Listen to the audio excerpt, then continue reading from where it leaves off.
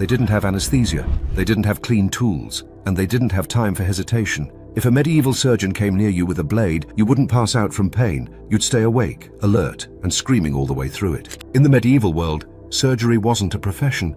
It was a last resort wrapped in fear. If something swelled, burst, festered, or broke, someone had to cut it open. And that someone was rarely a trained physician. It might be a barber, a bone setter, a field surgeon with a strong grip, or a man whose only qualification was not fainting at the sight of blood. Surgery, as we know it, didn't exist. There were no clean theaters, no sanitized gowns, and certainly no anesthesia. Most operations were done in stables, kitchens, or street corners. You'd be laid on a wooden table, maybe a cloth thrown under your head, and restrained by people you loved or hired, because staying still wasn't bravery, it was survival. The blade might be sharp, or it might not. Either way, it was fast. It had to be. The most common form of intervention was bloodletting. Rooted in the ancient theory of the four humours, blood, phlegm, black bile, and yellow bile, it was believed that sickness came from imbalance. Too much blood, cut a vein. Too much sorrow, leeches behind the ears. Practitioners didn't hesitate. They slit the ankle for a fever, opened the arm for fatigue, or tapped the neck for confusion. There was no concern for blood loss, only for restoring what they believed was inner harmony through outer suffering. And then came the boils, buboes, and ulcers. Abscesses were sliced open with curved knives, heated over coals to dull the edge, or not. The pus was seen as both poison and proof that the body still fought. There were no antibiotics, no bandages beyond dirty linen, no antiseptic beyond wine or spit. Flesh was cleaned with salt, cauterized with flame, or left open to the air. In many cases, it wasn't the wound that killed, it was the healing. Tools were few, but savage. Knives with bone handles, iron scalpels, hot tongs, and serrated hooks, each passed between patients without boiling or rinsing. They were kept in belts, wrapped in leather, or hung from nails in the surgeon's quarters. These were not instruments of precision. They were instruments of aggression, of force applied to fragile bodies in desperate moments. No one expected a clean cut. They only prayed the blade wouldn't stop halfway through. Trepanning, the act of cutting or drilling into the skull, was used to relieve pressure, release bad spirits, or vent madness. The tool resembled a carpenter's brace, and the procedure was performed with the patient fully conscious. No helmets, no morphine, just firm hands and a wet cloth. When done carefully, it could save lives. When done hastily, it cracked bone, severed vessels, and left the brain exposed to the filth that surrounded everything. Battlefield medicine brought out the worst of it. Amputations were done on the spot. No preparation, no planning, just a saw and a belt to bite down on. Arrows embedded in limbs were ripped out with pliers. Deep wounds were stitched with thread meant for boots. Recovery was rare. Death was quicker than infection, and infection faster than healing. And yet, surviving such butchery became a badge of honor. Scars weren't shameful. They were proof that you'd made it through a world built to break you. Even minor procedures were horrifying. Ingrown toenails, ripped out with iron claws, rotten teeth, yanked with no thought to nerves or root. Hernias were pushed back in with wooden paddles and tied down with belts. Hemorrhoids were burned shut with red-hot irons. There was no gentle approach, just the brute certainty that if it hurt enough, it must be working. And yet, people submitted. Not because they trusted the outcome, but because they feared what would happen if they did nothing. Gangrene, fevers, rotting flesh, these were not abstract threats. They were daily visitors, hovering at the edge of every untreated wound. Pain was guaranteed. Survival was not. Because medieval surgery wasn't medicine, it was mutilation with a purpose. And if the knife didn't kill you, the infection might. But to do nothing meant certain death. And so you clenched your jaw, held your breath, and gave your body to men with blades and guesses, hoping they cut quickly enough to beat the rot. In the medieval world, cleanliness wasn't a virtue. It was a luxury few understood and fewer pursued. Surgery, if it could be called that, wasn't performed in sanitized halls or polished chambers, but in workshops, alehouses, or open-air markets, where blood mixed with dirt and screams echoed off stone. The idea that germs caused disease had no place in medical thinking, and so infection wasn't an accident. It was inevitable.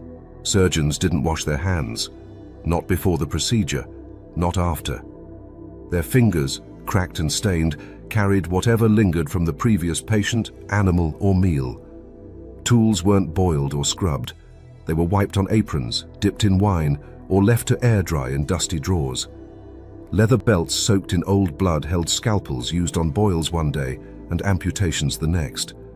There was no distinction between clean and contaminated, only between fast and fatal. Cloth used to bind wounds was rarely fresh. Strips were torn from old tunics, reused bandages, or linen pulled from the foot of a shared bed. They were stained, crusted, and crawling with bacteria no one could name. Pus was considered a healthy sign, a visible battle between the body's humors and the corrupt force within. Surgeons wanted to see it. It proved their work had taken root, even as it rotted flesh from the inside out. Blood pooled in basins, soaked straw and splattered walls. Flies were constant companions, buzzing from one open wound to another. Rats scurried beneath benches where severed limbs still twitched with the last remnants of nerve. Surgeons stood in the midst of it all, their aprons stiff with dried gore, their breath sour with ale and iron. The smell alone was a warning, but by the time it reached your nose, the worst had already begun. No one knew to isolate the sick. A man with a gangrenous leg might lie beside a woman giving birth. A child coughing blood might share bedding with his uninjured brother. Hospitals, where they existed, were more hospice than clinic. Places where the dying went to be watched, not healed. They were run by monks, nuns, and volunteers armed with prayer, vinegar, and hope. They changed dressings but not bedding, offered wine but not antiseptic, and whispered psalms over men whose fevers boiled them from the inside out. If a wound turned black, it was said the patient had bad blood. Remedies included cutting deeper, applying burning poultices, or stuffing the wound with herbs, ashes, or chewed bread. Maggots, though not understood, were occasionally seen as a good sign. They ate the dead flesh, after all. But even that blessing came too late for most. Once infection set in, the body either endured or collapsed. There was no middle ground, no antibiotics, no second chances. Blame was placed where it fit best, on air, on humors, on the wrath of God. If a man died after surgery, it wasn't the surgeon's fault. It was divine will, or the patient's weak constitution, or the presence of a hidden sin. Surgeons moved on to the next body without reflection. Their knives, still wet, carried the same faithless edge to the next soul who begged for relief. Some tried to cleanse with smoke, bathing rooms in incense or burning rosemary beside the operating bench. Others sprinkled salt into wounds, hoping to draw out the corruption. Wine was poured over open flesh, not for its antiseptic value, but because it was sacred or expensive. But none of it stopped the spread. Red lines creeping up limbs, fevered eyes, breath that turned shallow, then stopped. And yet people returned. They lined up at fairs, in castles, beside battlefields. Because something was better than nothing. Because if the body was already failing, a bloody hope was still hope. They trusted the blade, not because it was safe, but because it was final. Because in medieval surgery, the danger wasn't just what they did, it was how they did it. Infection didn't sneak in. It walked through the front door, shook the surgeon's hand, and waited its turn.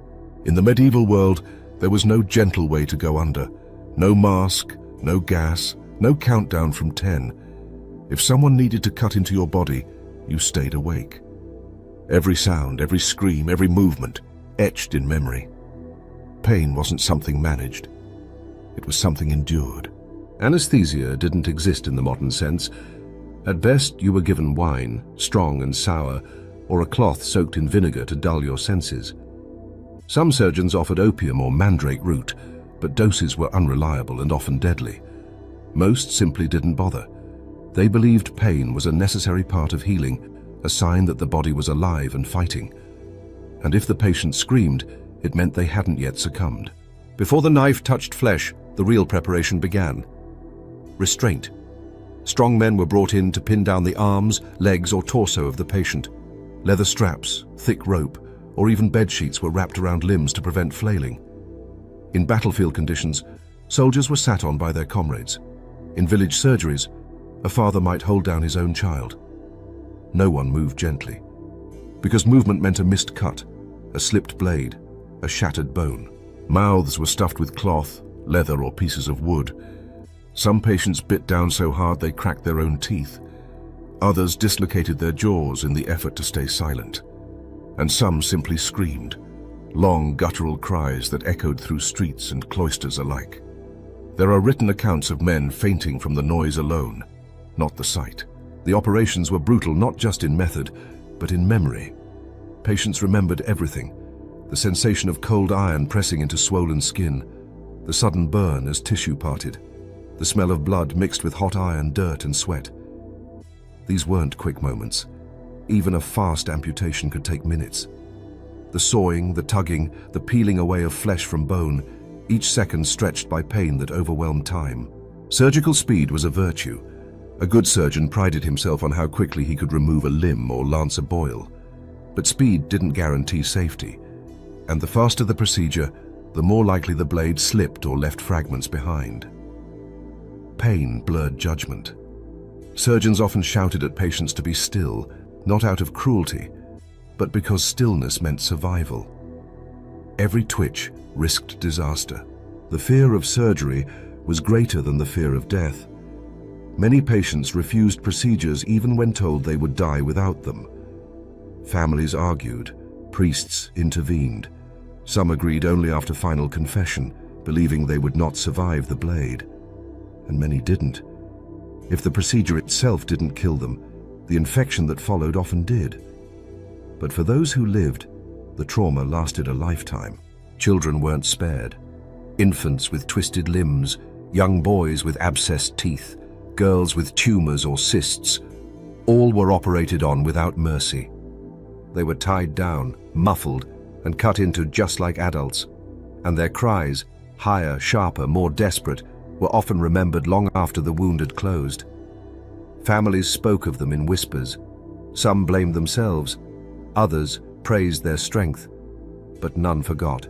There were stories of men who didn't scream, who sat silent, eyes wide, lips trembling but never parting. These tales became legend, proof of strength, of faith, of divine favor. But most cried out, most trembled, most remembered the face of the man who cut into them, and many came to hate the sound of steel drawn from leather. Because in a world without anesthesia, pain was the price of survival. It wasn't softened, delayed, or numbed. It came sharp, immediate, and inescapable. And if you lived through it, you carried the echo of it in your bones. When cutting failed and stitching wasn't an option, medieval surgeons turned to fire. Not metaphorically, literally. Flesh was burned to stop bleeding, close wounds, or kill infection. The pain was immediate, overwhelming, and inescapable. But in their eyes, cauterization wasn't cruelty. It was control. The logic was simple. Heat seals what steel opens. If a wound bled too long, it could be burned shut. If rot threatened to spread, the affected area could be scorched. Heated irons were plunged into flames until they glowed red, then pressed directly against open skin, exposed veins, or raw muscle. The result wasn't just damage. It was obliteration. Cells didn't heal. They were erased. Cautery irons came in various shapes: flat blades for sealing long cuts, round tips for punctures, and even forked ends for more precise applications. These instruments were rarely cleaned. Soot, dried blood, and ash clung to their surfaces like relics of previous patients. But sterilization wasn't the goal. The goal was to burn fast and deep enough to stop whatever the knife had started. The procedure began with restraint, as always. A patient would be pinned or strapped, their wound exposed to air thick with smoke and sweat. The iron was removed from the fire, still hissing, and the surgeon moved quickly. Hesitation only increased the pain. The contact lasted seconds, but those seconds stretched endlessly. Nerves screamed, muscles convulsed, and beneath the scent of burning hair came the deeper, darker smell of cooked flesh. There was no silence. Patients cried out, thrashed, begged, or collapsed. Some lost consciousness from the pain, only to be revived for a second round. Others bit through their own tongues. It wasn't just the physical agony.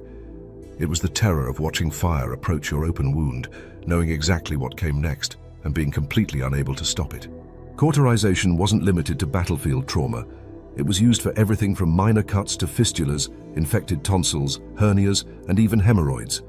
Women with postpartum bleeding were burned internally with heated instruments. Men with bladder stones had their urethras cauterized.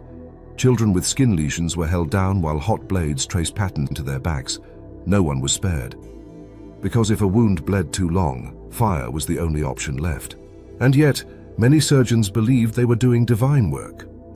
Fire, in their minds, was both purifier and punisher. It cleansed sin, disease, and corruption. It left scars, yes, but scars were seen as marks of divine mercy. Proof that the patient had been tested by flame and had survived. In some religious texts, pain was viewed as redemptive.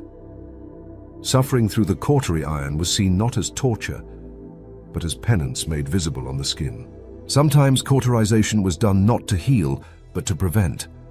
Soldiers had branding marks pressed into their wounds to signal bravery or loyalty. Criminals were burned to disfigure them permanently. Lepers were cauterized not to cure their illness, but to make them visibly other. These procedures blurred the line between medicine and punishment. The same tool could save a life, or mark one forever. Recovery was brutal. Cauterized wounds festered, oozed, and often reopened. Infection still set in. Pain lingered for weeks. Sleep became impossible. And in many cases, the treatment did nothing to stop the underlying problem. But to medieval eyes, the presence of the scar meant something had been done. And in a time when inaction meant death, doing something, anything, was better than waiting. Because in a world without precision or cleanliness, fire offered one thing no knife could: finality. It didn't ask questions. It didn't hesitate. It seared through fear, infection, and flesh in equal measure. And whether it healed or destroyed, it never left quietly.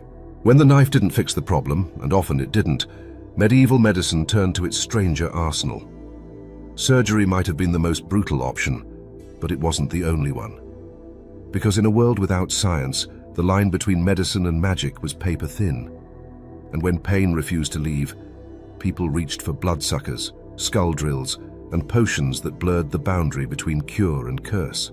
Leeches were never a joke. They were used as tools of precision, applied to the temples, the chest, or the thighs to draw out excess blood from localized ailments. Surgeons believed illness stemmed from imbalance, and if a blade caused too much trauma, a leech could offer a quieter solution. But quiet didn't mean clean. These creatures were pulled from stagnant water, slapped onto open skin, and watched as they gorged on the patient's blood. There was no sterilization, just hunger and hope.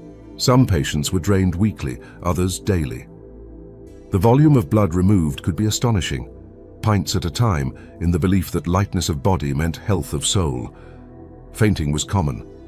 Collapse was expected. And when death followed, it was seen not as malpractice, but as proof the imbalance had been too deep to correct.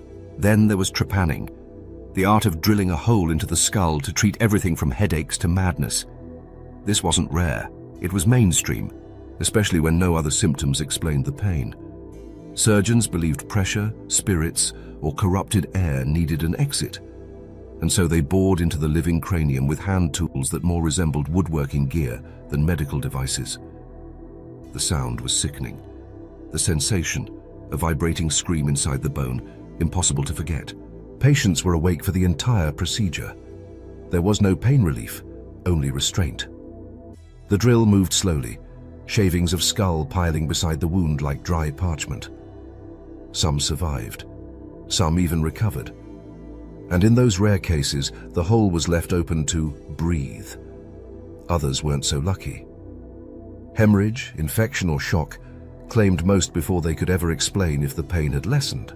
Beyond physical interventions came the magical ones. Some healers turned to charms, chants, or astrological alignments to realign a patient's humors. If cutting and bleeding failed, maybe the moon could help. Potions were brewed from herbs, crushed insects, and animal parts. Mandrake root was prized for its sedative properties, but often caused hallucinations, vomiting, or death. Mercury was used to purge poison, even though it was poison itself. Women were especially vulnerable to these treatments. If they bled excessively, convulsed, or spoke in ways deemed unnatural, they might be bled, burned, or exorcised. Some were said to carry wandering wombs, a medieval diagnosis for nearly anything a male physician didn't understand. Treatments ranged from stented poultices placed on the thighs to smoke blown into the uterus. When that failed, binding, isolation, or even surgical intervention followed. The church sometimes stepped in, not with medicine but with ritual. Priests performed blessings over the ill, but also banishments of evil spirits. Holy water, relics, and prayers became medical tools when earthly methods ran out.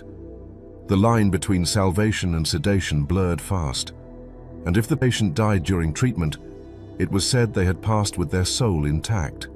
Pain traded for peace. Even animals weren't spared from desperate measures. Pigeons were slit open and placed over infected wounds to draw out the illness. Frogs were tied to throats to treat swelling. Goat dung was mixed with wine to create compresses. If it sounds absurd, remember, these people were fighting for survival with whatever the world gave them. And the world rarely gave much. Because when cutting failed, the options didn't get safer. They got stranger. Pain didn't stop because the blade was gone. It just changed shape, form, and method. And the patient, trembling, bleeding, and begging, was left to endure treatments as dangerous as the diseases they claimed to fight. Surviving medieval surgery wasn't the end of the ordeal. It was the beginning of something slower, quieter, and often crueler. A second battle fought in silence, without the chaos of blood, but with pain that lingered in bone and breath for the rest of a life. Because if the knife spared you, the world after the knife rarely showed mercy. There were no recovery wards, no clean beds, soft sheets, or nurses to check vitals. Most survivors were laid on straw, wrapped in rags, and left in the same corner where they'd screamed hours earlier. Infection hovered like smoke. Every shift of the body risked tearing a poorly tied bandage or reopening a raw wound. Rest was constant interruption. Flies, fever, the sound of others crying nearby. The lucky ones slept through it. The rest counted each heartbeat like it was a coin slipping from the palm. Limbs didn't grow back. Joints didn't reset clean. A man who lost a leg walked with a crutch made from firewood, dragged behind carts, or was left behind when harvest came. A woman who survived childbirth complications with her womb cauterized might never carry again, or walk without pain. Eyes removed from infections left hollow sockets wrapped in linen. Fingers lost to frostbite or gangrene turned ordinary tasks into small, daily humiliations. The scars weren't just visible. They lived in the way people stood, moved, and braced for weather. There were no prosthetics in the modern sense. A peg leg was a piece of carved wood, strapped with leather and softened with wool. Arms were replaced with hooks or padded sleeves, sometimes weighted with stones to keep the body balanced. These devices weren't therapeutic. They were symbolic. They signaled that someone had lived through something few survived. And with that survival came a price etched into posture and gait. Pain never truly stopped. Without antibiotics, nerve damage often festered into chronic agony. Old wounds throbbed in the cold, burned in the sun, or tore open during work. Some turned to herbal poultices, others to alcohol, and many simply endured, jaw clenched, hands trembling, sleep interrupted by pain that had no name and no end. Depression, though unnamed, was common. So was rage. So was silence. Socially, survivors were seen as both lucky and cursed. A man with one arm might be revered as a war hero, or pitied as half a worker. A woman with visible scars might be unmarriageable, regardless of her strength or spirit. Children whispered. Employers hesitated. And in small villages, the body became its own story, spoken before the mouth ever opened. Some took pride in their marks. A cauterized cheek could become a sign of endurance, a missing limb, a mark of divine preservation. But others hid them, wrapping scarves over wounds, staying indoors, or refusing to speak of what had happened. Because to live through surgery was to carry the memory of it. And memory, in a time without anesthesia, was a kind of wound all its own. Support came rarely. There were no pensions, no rehabilitation programs, no therapy. Family bore the burden or didn't. Some survivors were abandoned. Others became beggars, leaning against cathedral walls with bandaged stumps and hollow eyes. A few found places in monasteries or poorhouses, rooms shared with the blind, the broken, and the dying. These weren't places of peace. They were where society placed its pain to keep it out of sight. And yet, some healed. Some returned to work, raised children, danced at festivals with limbs wrapped in cloth and smiles that masked the echo of screams. They didn't talk about what they'd endured, but their survival spoke for them. Every scar, every limp, every breath drawn despite it all was a defiance against the odds. Because in medieval surgery, living wasn't proof of healing. It was proof that you'd stared into fire, steel, and agony, and walked away, wounded but walking. And in that world, that alone made you rare. You wouldn't survive medieval surgery without screaming, not because you're weak, but because no one ever did. Not the farmers, not the knights, not the children. They all screamed, bled, prayed, and waited for the knife to stop, for the heat to fade, for the silence to return. But pain wasn't the enemy. Pain was the proof you were still alive. And in a world where survival was measured in scars, the real question wasn't whether you screamed, but whether you lived long enough to remember why.